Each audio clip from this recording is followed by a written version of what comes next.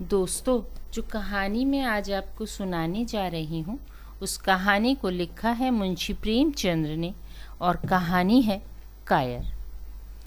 आइए सुनते हैं कहानी कायर। युवक का नाम केशव था, युवती का प्रेमा। दोनों एक ही कॉलेज के और एक ही क्लास के विद्यार्थी थे।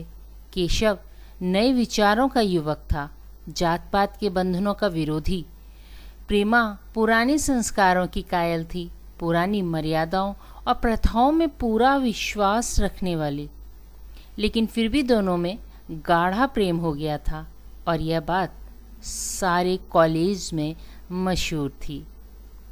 केशव ब्राह्मण होकर भी वैश्य कन्या प्रेमा से विवाह करके अपना जीवन सार्थक करना चाहता था। उसे अपने माता पिता की परवाह न थी, कुल मर्यादा का विचार भी उसे स्वांग सा लगता था। उसके लिए सत्य कोई वस्तु थी तो प्रेम थी, किंतु प्रेमा के लिए माता पिता और कुल परिवार के आदर्श के विरुद्ध एक कदम बढ़ाना भी असंभव था। संध्या का समय है। विक्टोरिया पार्क के एक निर्जन स्थान में दोनों आमने सामने हरियाली पर बैठे हुए हैं। सैर करने वाले एक एक करके विदा हो गए, किंतु ये दोनों अभी वहीं बैठे हुए हैं। इनमें एक ऐसा प्रसंग छिड़ा हुआ है जो किसी तरह समाप्त नहीं होता।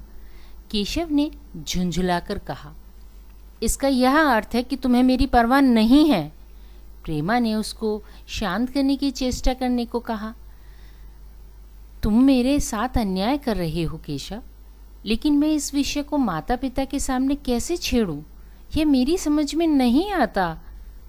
वे लोग पुरानी रूढ़ियों के भक्त हैं। मेरी तरफ से कोई ऐसी बात सुनकर मन में जो जो शंकाएं होंगी उनकी तुम कल्पना कर सकते हो। केशव ने उग्र भाव से पूछा, तो तुम भी उन्हीं पुरानी रूढ़ियों की गुलाम हो? प्रेमा ने अपनी बड़ी बड़ी आंखों में मृदु स्नेह भरकर कहा, नहीं, मैं उनकी गुलाम नहीं हूँ, लेकिन माता पिता की इच्छा मेरे लिए और सब चीज़ों से अधिक मान्य है। तुम्हारा व्यक्तित्व कुछ नहीं है, ऐसा ही समझ लो। मैं तो समझता था कि ये ढकोसले मूर्खों के लिए ही हैं, लेकिन अब मालूम हुआ कि तुम जैसी विदुषियाँ भी इनकी पूजा करती हैं। जब मैं तुम्हारे लिए संसार छोड़ने पर तैयार हूँ तो तुमसे भी यही आशा करता हूँ। प्रेमा ने मन में सोचा, मेरी अपनी देह पर क्या अधिकार है?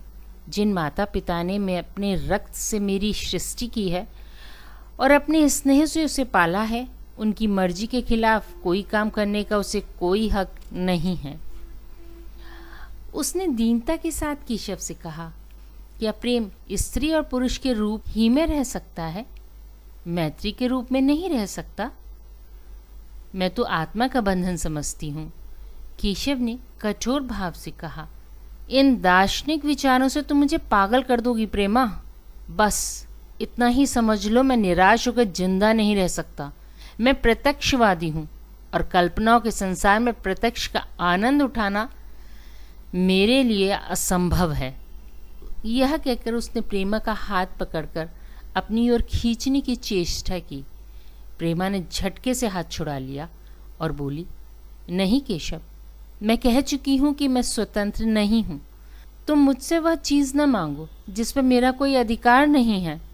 केशव को अगर प्रेमा ने कठोर शब्द कहे होते तो भी उसे इतना दुख न होता। एक क्षण तक वह मन मारे बैठा रहा, फिर उठकर निराशा भरे स्वर से बोला, जैसी तुम्हारी इच्छा। आहिस्ता आहिस्ता कदम सा उठाता हुआ वहाँ से चला गया। प्रेमा अब भी वहीं बैठी आंसू बहाती रही। भाग 2। रात को भोजन करके प्रेमा जब अपनी माँ के साथ लेटी तो उसकी आंखों में नींद न थी। केशव ने उसे एक ऐसी बात कह दी थी जो चंचल पानी में पड़ने वाली छाया की तरह उसके दिल पर छाई हुई थी। प्रतिक्षण उसका रूप बदलता था। वह उसे स्थिर न कर सकती थी। माता से इस विषय में कुछ कहे तो कैसे? लज्जा उसका मुंह बंद कर देती थी। उसने सोचा, अगर केशव के साथ मेरा विवाह ना हुआ तो उस समय मेरा क्या कर्तव्य होगा। अगर केशव ने कुछ उद्दंडता कर डाली तो मेरे लिए संसार में फिर क्या रह जाएगा। लेकिन मेरा बस ही क्या है। इन भांति भांति के विचारों में एक बात जो उसके मन में निश्चित हुई वह यह थी कि केशव के सिवा वह और किसी से विवाह न करेगी। उसकी माता ने पूछा, क्या तुझे अब तक नींद ना आई? मैंने तुझसे कितनी बार कहा है थोड़ा बहुत घर का कामकाज किया कर, लेकिन तुझे किताबों से ही फुर्सत नहीं मिलती। 4 दिन में तू पराए घर जाएगी, कौन जाने कैसा घर मिले। अगर कुछ काम करने की आदत ना रही तो कैसे निभा होगा। प्रेमा ने भोलेपन से कहा, मैं पराए घर क्यों जाऊंगी? माता ने मुस्कुरा कर कहा, लड़कियों के लिए यही तो सबसे बड़ी विपत्ति है बेटी। माँ बाप की गोद में पलकर ज्यों ही सियानी हुई दूसरों की हो जाती हैं। अगर अच्छे प्राणी मिले तो जीवन आराम से कट गया, नहीं रो रो कर दिन काटना पड़ा। सब कुछ भाग्य के अधीन है। अपनी बिरादरी में तो मुझे कोई घर नहीं भाता, कहीं लड़कियों का आदर नहीं, लेकिन करना तो बिरादरी में ही पड़ेगा। न जाने यह जात पात का बंधन कब टूटेगा। प्रेमा डरते डरते बोली, कहीं कहीं तो बिरादरी के बाहर भी विवाह होने लगे हैं। उसने कहने को तो कह दिया, लेकिन उसका हृदय कांप रहा था कि माताजी कुछ भाप न जाए। माता ने विस्मय के साथ पूछा, क्या हिंदुओं में ऐसा हुआ है? फिर उसने अपने आप ही इस प्रश्न का जवाब भी दिया, और 2-4 जगह ऐसा हो भी गया तो इसमें क्या होता है। प्रेमा ने उसका जवाब न दिया। भय हुआ कि माता कहीं उसका आशय समझ न जाए। उसका भविष्य एक अंधेरी खाई की तरह उसके सामने मुंह खोले खड़ा था, मानो उसे निगल जाएगा। उसे न जाने कब नींद आ गई। भाग 3। प्रातःकाल प्रेमा सोकर उठी तो उसके मन में एक विचित्र साहस का उदय हो गया था। सभी महत्वपूर्ण फैसले हम आकस्मिक रूप से कर लिया करते हैं, मानो कोई दैवीय शक्ति हमें उनकी ओर खींच ले जाती है। वही हालत प्रेमा की थी।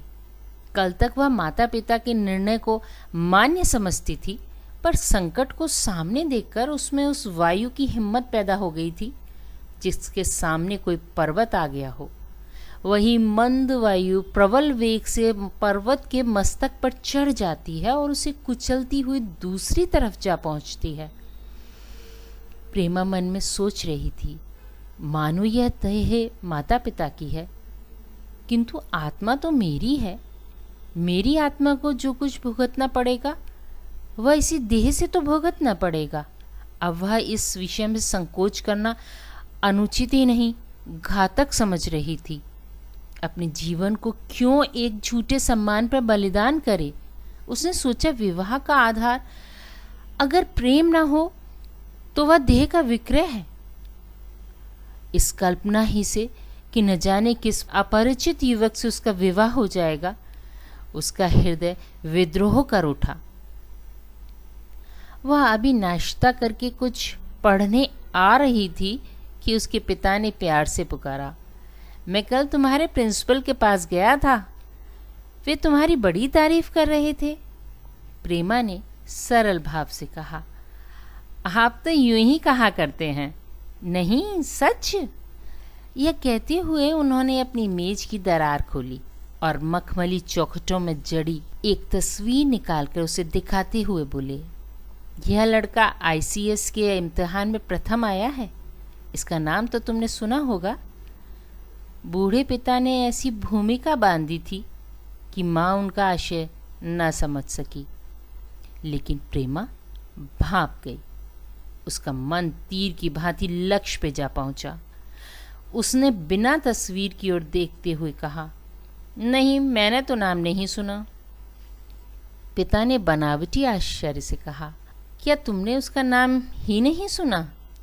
आज के दैनिक पत्र में उसका चित्र और जीवन वृत्तांत छपा है। प्रेमा ने रुखाई से जवाब दिया, होगा, मगर मैं तो उस परीक्षा का कोई महत्व नहीं समझती। मैं तो समझती हूँ जो लोग इस परीक्षा में बैठते हैं वे पल्ले सिर के स्वार्थी होते हैं। आखिर उनका उद्देश्य इसके सिवा और क्या होता है कि अपने गरीब, निर्धन, दलित भाइयों पर शासन करें और खूब धन संचय करें। यह तो जीवन का कोई ऊंचा उद्देश्य नहीं है। इस आपत्ति में जलन थी, अन्याय था, निर्दयता थी। पिताजी ने समझा प्रेमा यह बखान सुनकर लट्टू हो जाएगी। यह जवाब तीखे स्वर में बोले, तू तो ऐसी बातें कर रही है जैसे तेरे लिए धन और अधिकार को मूल्य ही नहीं रखता। प्रेमा ने ठिठाई से कहा, हाँ, मैं तो उसका मूल्य ही नहीं समझती। मैं तो आदमी में त्याग देखती हूँ। मैं ऐसे युवक को जानती हूँ जिन्हें यह पद जबरदस्ती भी दिया जाए तो स्वीकार न करेंगे। पिता ने उपहास के ढंग से कहा, यह तो आज मैंने नई बात सुनी। मैं तो देखता हूँ कि छोटी छोटी नौकरियों के लिए लोग मारे मारे फिरते हैं। जरा उस लड़की की सूरत तो देखना चाहता हूँ जिसमें इतना त्याग हो। मैं तो उसकी पूजा करूँगा। शायद किसी दूसरे अवसर पे ये शब्द सुनकर प्रेमा लज्जा से सिर झुका लेती, पर इस समय उसकी दशा उस सिपाही की सी थी जिसके पीछे गहरी खाई हो और आगे बढ़ने के सिवा उसके लिए और कोई मार्ग न था। अपने आवेश को संयम में दबाती हुई, आंखों में विद्रोह भरे, वह अपने कमरे में गई और केशव के कई चित्रों में से वह चित्र चुनकर लाई जो उसकी निगाह में सबसे खराब था और पिता के सामने रख दिया। बूढ़े पिताजी ने चित्र को उपेक्षा के भाव से देखना चाहा, लेकिन पहली ही दृष्टि में उसने उन्हें आकर्षित कर लिया। ऊंचा कद था और दुर्बल होने पर भी उसका गठन स्वास्थ्य और संयम का परिचय दे रहा था। मुख पर प्रतिभा का तेज न था, पर विचारशीलता का कुछ ऐसा प्रतिबिंब था जो उनके मन में विश्वास पैदा करता था। उन्होंने उस चित्र की ओर देखते हुए पूछा, यह किसका चित्र है? प्रेमा ने संकोच से सिर झुकाकर कहा, यह मेरी क्लास में पढ़ते हैं। अपनी ही बिरादरी का है? प्रेमा की मुख मुद्रा धूमिल हो गई। इसी प्रश्न के उत्तर पर उसकी किस्मत का फैसला हो जाएगा। उसके मन में पछतावा हुआ कि व्यर्थ में इस चित्र को यहाँ लाई। उसमें एक क्षण के लिए जो दृढ़ता आई थी वह इस पहले प्रश्न के सामने कातर हो उठी। दबी हुई आवाज में बोली, जी नहीं, वह ब्राह्मण है। यह कहने के साथ ही वह क्षुब्ध होकर कमरे से निकल गई, मानो यहाँ की वायु में उसका गला घोटा जा रहा हो, और दीवार की आड़ में होकर रोने लगी। लाला जी को तो पहले ऐसा क्रोध आया कि प्रेमा को बुलाकर साफ साफ कह दें कि यह असंभव है। वे उसी गुस्से में दरवाजे तक आए, लेकिन प्रेमा को रोता देखकर नर्म हो गए। इस युवक के प्रति प्रेमा के मन में क्या भाव थे यह उनसे छुपा न रहा। वे स्त्री शिक्षा के पूरे समर्थक थे, लेकिन इसके साथ ही कुल मर्यादा की रक्षा भी करना चाहते थे। अपनी जाति के सुयोग्य वर्ग के लिए अपना सर्वस्व अर्पण कर सकते थे, लेकिन इस क्षेत्र के बाहर कुलीन से कुलीन और योग्य से योग्य वर्ग की कल्पना भी उनके लिए असहाय थी। उससे बड़ा अपमान वे सोच ही नहीं सकते थे। उन्होंने कठोर स्वर में कहा, आज से कॉलेज जाना बंद कर दो। अगर शिक्षा कुल मर्यादा को डुबोना ही सिखाती है तो कुछ शिक्षा है। प्रेमा ने कातर कंठ से कहा, परीक्षा समीप आ गई है। लाला जी ने दृढ़ता से कहा, आने दो, और फिर अपने कमरे में जाकर विचारों में डूब गए। भाग 4। 6 महीने गुजर गए। लाला जी ने घर में आकर पत्नी को एकांत में बुलाया और बोले, जहाँ तक मुझे मालूम हुआ है केशव बहुत ही सुशील और प्रतिभाशाली युवक है। मैं तो सोचता हूँ प्रेमा इस शोक में घुल घुल कर प्राण दे देगी। तुमने भी समझाया, मैंने भी समझाया, दूसरों ने भी समझाया पर उस पर कोई असर नहीं होता। ऐसी दशा में हमारे लिए और क्या उपाय है? उनकी पत्नी ने चिंतित भाव से कहा, कर तो दोगे, लेकिन रहोगे कहाँ? न जाने कहाँ से ये कुलच्छनी मेरी कोख में आई। लाला जी ने भावे सिकोड़ कर तिरस्कार के साथ कहा, यह तो 1000 दफ़ा सुन चुका हूँ, लेकिन कुल मर्यादा के नाम को कहाँ तक रोएं? चिड़िया का पर खोलकर यह आशा करना कि वह तुम्हारे आंगन में ही फुदकती रहेगी भ्रम है। मैंने इस प्रश्न पर ठंडे दिल से विचार किया है और इस नतीजे पे पहुंचा हूँ कि हमें इस आप धर्म को स्वीकार कर लेना चाहिए। कुल मर्यादा के नाम पर मैं प्रेमा की हत्या नहीं कर सकता। दुनिया हंसती हो हंसे, मगर वह जमाना बहुत जल्द आने वाला है जब सभी बंधन टूट जाएंगे। आज भी सैकड़ों विवाह जात पात के बंधनों को तोड़कर हो चुके हैं। अगर विवाह का उद्देश्य स्त्री और पुरुष का सुखमय जीवन है तो हम प्रेमा की उपेक्षा नहीं कर सकते। वृद्धा ने क्षुब्ध होकर कहा, जब तुम्हारी यही इच्छा है तो मुझसे क्या पूछते हैं? लेकिन मैं कह देती हूँ, मैं इस विवाह के नज़दीक न जाऊंगी, न कभी इस छोकरी का मुंह देखूंगी। समझ लूंगी जैसे और सब लड़के मर गए वैसे यह भी मर गई। तो फिर आखिर तुम क्या करने को कहती हो? क्यों नहीं उस लड़के से विवाह करती? उसमें क्या बुराई है? वह 2 साल में सिविल सर्विस क्रॉस करके आएगा। केशव के पास क्या रखा है? बहुत होगा किसी दफ्तर में क्लर्क हो जाएगा। और अगर प्रेमा प्राण हत्या कर ले तो कर ले। तुम तो उसे और शह देती हो। जब उसे हमारी परवाह नहीं तो हम उसके लिए अपने नाम को क्यों कलंकित करें? प्राण हत्या करना कोई खेल नहीं है, ये सब धमकी है, मन का घोड़ा है। जब तक उसे लगाम न दो पुच्चे पर हाथ भी न रखने देगा। जब उसके मन का यह हाल है तो कौन कहे केशव के साथ ही जिंदगी भर निभाह करेगी? जिस तरह आज उससे प्रेम है उसी तरह कल दूसरे से हो सकता है। तो क्या पत्तों पर अपना मांस बिकवाना चाहते हो? लाला जी ने स्त्री को प्रश्न सूचक दृष्टि से देखकर कहा, और अगर वह कल खुद जाकर केशव से विवाह कर ले तो क्या कर लोगी? फिर तुम्हारी कितनी इज्जत रह जाएगी? वह चाहे संकोचवश या हम लोगों के लिहाज से यूं ही बैठी रहे, पर यदि जिद पर कमर बांध ले, हम तुम नहीं कर सकते। इस समस्या का ऐसा भीषण अंत भी हो सकता है, यह इस वृद्धा के ध्यान में भी न आया था। यह प्रश्न बम की गोली की तरह उसके मस्तक पर गिरा। एक क्षण तक वह अवाक बैठी रह गई, मानो इस आघात ने उसकी बुद्धि की धज्जियां उड़ा दी हों। फिर पराभूत होकर बोली, तुम्हें अनोखी ही कल्पना सूझती है। मैंने तो आज तक कभी भी नहीं सुना कि किसी कुलीन कन्या ने अपनी इच्छा से विवाह किया है। तुमने ना सुना हो, लेकिन मैंने सुना है और देखा है, और ऐसा होना संभव है। जिस दिन ऐसा होगा उस दिन तुम मुझे जीती ना देखोगे। मैं ये नहीं कहता कि ऐसा होगा ही, लेकिन होना संभव है।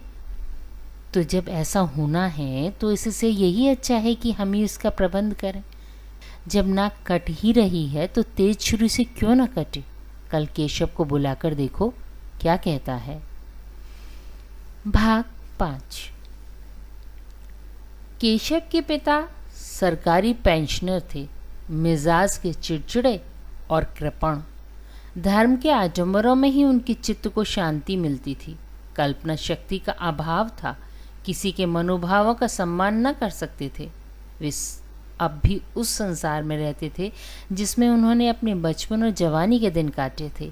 नवयुग की बढ़ती हुई लहर की वे सर्वनाश कहते थे, और कम से कम अपने घर को दोनों हाथों और दोनों पैरों का जोर लगाकर उसे बचाए रखना चाहते थे। इसलिए जब एक दिन प्रेमा के पिता उसके पास पहुंचे और केशव से प्रेमा के विवाह का प्रस्ताव किया तो बूढ़े पंडित जी अपने आप में न रह सके। धुंधली आंखें फाड़ कर बोले, आप भंग तो नहीं खा गए हैं? इस तरह का संबंध और जो चाहे कुछ हो, विवाह नहीं है। मालूम होता है आपको भी नए जमाने की हवा लग गई। बूढ़े बाबूजी ने नम्रता से कहा, मैं खुद ऐसे संबंध को नहीं पसंद करता। इस विषय में मेरे भी वही विचार हैं जो आपके हैं, पर बात ऐसी अड़ पड़ी है, मुझे विवश होकर आपकी सेवा में आना पड़ा। आजकल के लड़के लड़कियां इतने स्वेच्छाचारी हो गए हैं, ये तो आप जानते ही हैं। हम बूढ़े लोगों के लिए अब सिद्धांतों की रक्षा करना अब कठिन हो गया है। मुझे भय है कि कहीं दोनों निराश होकर अपनी जान पर न खेल जाएं। बूढ़े पंडित जी जमीन पर पांव पटकते हुए गरज उठे। आप क्या कहते हैं साहब? आपको शर्म नहीं आती? हम ब्राह्मण हैं और ब्राह्मणों में भी कुलीन। ब्राह्मण कितने भी पतित हो, इतने मर्यादा शून्य नहीं है कि बनिए बक्कालों की लड़कियों से विवाह करते फिरें। जिस दिन कुलीन ब्राह्मणों में लड़कियां न रहेंगी उस दिन यह उपस्थिति हो सकती है।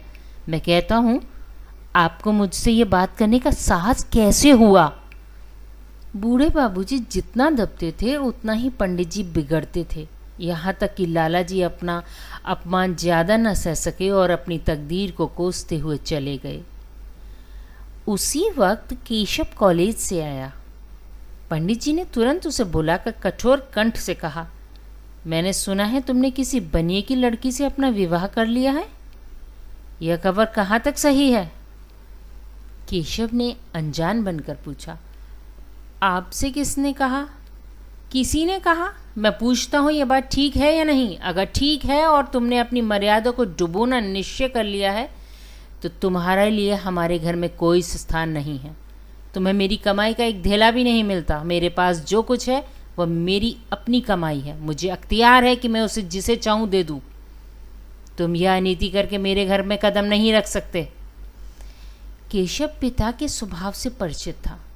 प्रेमा से उसे प्रेम था। वह गुप्त रूप से प्रेमा से विवाह कर लेना चाहता था। बाप हमेशा थोड़े बैठे रहेंगे। माता के स्नेह पर उसे विश्वास था।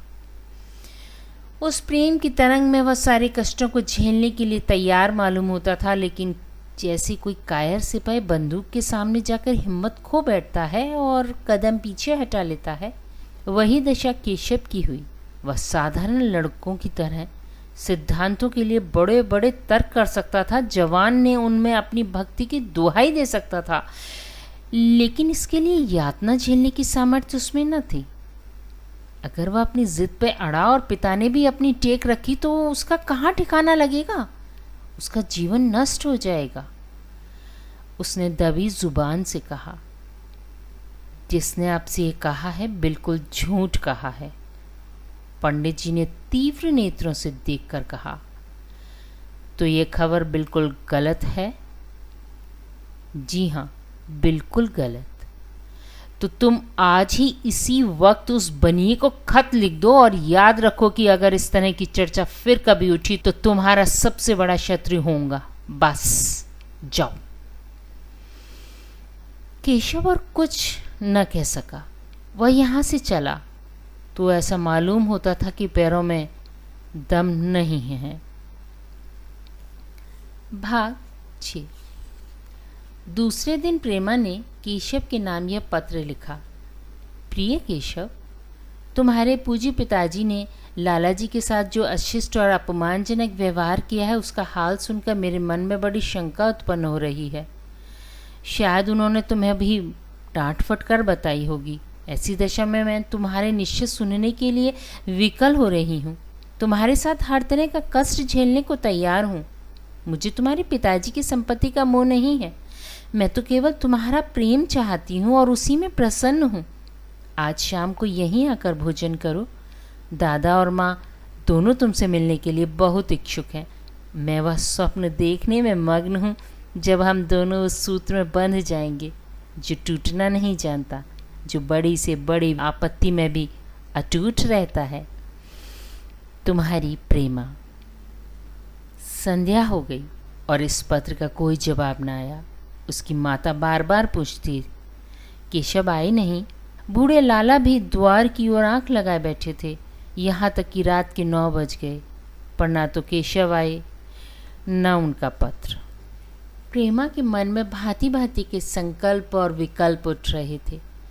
कदाचित उन्हें पत्र लिखने का अवकाश न मिला हो, या आज आने की फुर्सत न मिली होगी। कल अवश्य आ जाएंगे। केशव ने पहले उसके पास जो प्रेम पत्र लिखे थे उन सबको उसने फिर पढ़ा। उनके एक एक शब्द से कितना अनुराग टपक रहा था। उनमें कितना कंपन था, कितनी विकलता, कितनी तीव्र आकांक्षा। फिर उसे केशव के वाक्य याद आए जो उसने सैकड़ों ही बार कहे थे। कितनी बार उसके सामने रोया था इतने प्रमाणों के होते हुए निराशा के लिए कहाँ स्थान था, मगर फिर भी सारी रात उसका मन जैसे सूली पर टंगा रहा। प्रातःकाल केशव का जवाब आया। प्रेमा ने कांपते हुए हाथों से पत्र लेकर पढ़ा। पत्र हाथ से गिर गया। ऐसा जान पड़ा मानो उसकी देह का रक्त स्थिर हो गया हो। लिखा था, मैं बड़े कष्ट में हूँ कि तुम्हें क्या जवाब दूँ। मैंने इधर इस समस्या का खूब ठंडे दिल से विचार किया और इस नतीजे पर पहुँचा हूँ कि वर्तमान दशाओं में मेरे लिए पिता की आज्ञा की उपेक्षा करना दुस्सह है। मुझे कायर न समझना, मैं स्वार्थी भी नहीं हूँ, लेकिन मेरे सामने जो बाधाएं हैं उन पर विजय पाने की शक्ति मुझ में नहीं है। पुरानी बातों को भूल जाओ, उस समय मैंने इन बाधाओं की कल्पना न की थी। प्रेमा ने एक लंबी गहरी जलती हुई सांस खींची और उस खत को फाड़कर फेंक दिया। उसकी आंखों से अश्रुधार बहने लगी। जिस केशव को उसने अपने अंतःकरण से वर लिया था वह इतना निष्ठुर हो जाएगा, इसकी उसको रत्ती भर आशा न थी। ऐसा मालूम पड़ा मानो अब तक वह कोई सुनहला स्वप्न देख रही थी, पर आँख खुलने पर वह सब कुछ अदृश्य हो गया। जीवन में जब आशा ही लुप्त हो गई तो अब अंधकार के सिवा और क्या रहा। अपने हृदय की सारी संपत्ति लगाकर उसने एक नाव लदवाई थी, वह नाव जलमग्न हो गई। अब दूसरी नाव कौन वहां से लदवाए। अगर वह नाव टूटी है तो उसके साथ वह भी डूब जाएगी।